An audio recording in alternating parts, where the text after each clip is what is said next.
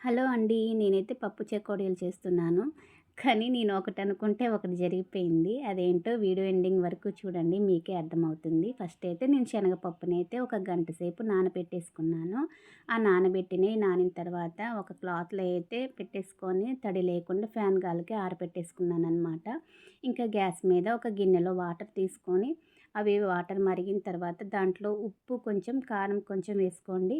ఇంకా అదే విధంగా నెయ్యి కానీ, నూనె కానీ లేదంటే మీకు ఆడ బటర్ ఉన్నా పర్లేదు. బటర్ అయినా వేసుకోవచ్చు.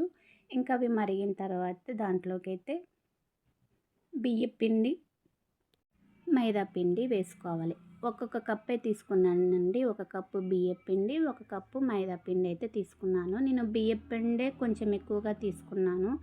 ఇక 2 మిక్సింగ్ చేసుకోవాలి. గట్టిగా ఉంటుంది. కలుపుతూనే ఉండండి. సో, ఈ విధంగా అయితే అయిపోయింది. ఇక్కడ చేసే కాడ ఉంటదండి టాస్కు. చాలా మెత్తగా అయిపోయింది. ఆ వాటర్ ఎక్కువ కావడం వల్లనో ఏమో అండి అసలు చకోడీలకైతే రాలేదు.